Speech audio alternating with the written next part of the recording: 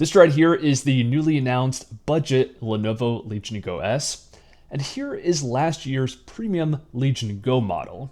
As of right now, they're selling for a super similar price, and having owned both models, I can say that in practice, they also deliver a pretty comparable gaming experience. So I figured we can stack them up side by side to identify which one may be the better deal.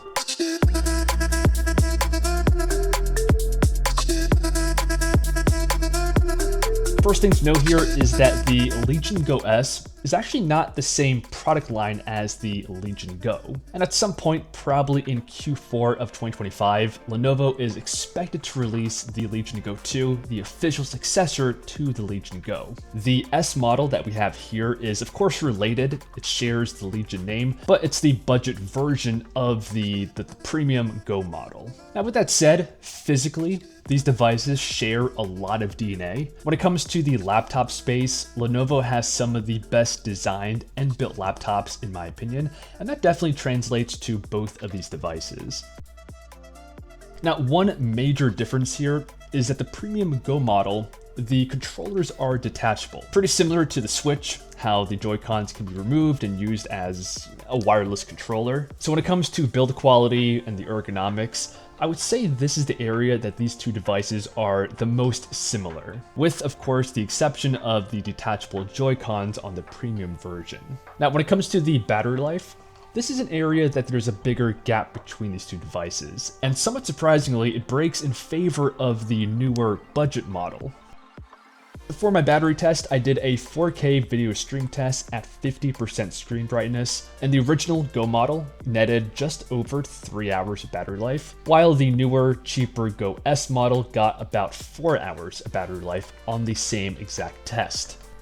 And that's for a couple of reasons. The battery capacity is slightly larger on the S model at 55.5 watt hours, and only 49.2 on the Go model. Unfortunately, neither of those are super impressive. At this point, some handhelds have an 80 watt hour battery, but still, relatively speaking, the S model does have the advantage here. But there are other factors affecting this number. One of the big ones is probably the display. The Legion Go S is an 8-inch IPS screen, 120 Hz, 1920 by 1200, and the Go model is a little bit bigger at 8.8 inches, 2560 by 1600, also IPS, but an even faster 144 Hz. And here, I'll just say overall, I think the displays here look fantastic. I'm talking things like the brightness, contrast, dynamic range, the colors. Lenovo is using high quality panels in these devices. Technically, the Go model does have the advantage being larger and higher resolution, but in practice, I would say they each delivered a really satisfactory experience. And if anything, the higher resolution on the Go model may just be negatively impacting the battery without really providing that much more additional benefit. Then we finally arrive at the chipset.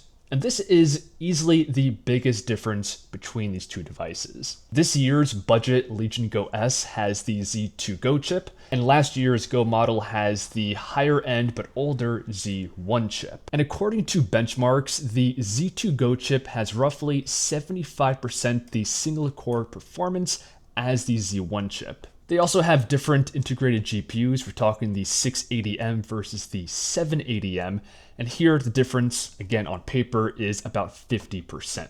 However, in my testing, I found the real world performance to be much closer than the benchmarks would indicate. So for example, Overwatch 2 in high 1200p settings got 90 frames per second on average on last year's Go model. And using the same settings, this year's Go S model achieved 75 frames per second. So certainly a difference, but not as huge as I was anticipating. I also tested Call of Duty Zombies, high 960p settings, and here the Go got 80 frames per second, and the budget Go S 70 frames. And according to these findings, that's only a real-world difference of about 20 to maybe 25%, not the 50% as indicated by the benchmarks. And some of that discrepancy might be due to the operating system, because one of the big changes for this year's Legion Go S is the option between a Windows-based version and a SteamOS version. I opted for the SteamOS version because it's actually cheaper with SteamOS versus Windows. And when it comes to performance, SteamOS is lighter and less demanding on system resources than Windows. And that could be a big reason why the in-game performance was better than expected with the Legion Go S. Now, I need to mention that if you want, you can get this year's budget Legion Go S with the Z1 chip, the same exact chip as last year's premium Legion Go. This would completely eliminate the performance gap, but I'm not sure I recommend that because the Z1 chip is no longer premium, and it does result in the Go S having a significantly higher price tag. Overall, when it comes to these two devices, this year's budget Legion Go S versus last year's premium Go model, the real-world differences are pretty minimal. The design, the battery life, the screens, even the performance is all within a reasonable range of each other. Really, the biggest differences is that the Go model has detachable Joy-Cons, and the Go S has the option for a SteamOS-based operating system. Personally, that's how I would make a decision between these two devices, given that, at least as of right now, their prices are almost identical. I'll go ahead and leave both linked below the video. If you guys enjoyed, leave a like, subscribe, and I'll see you guys in the next one.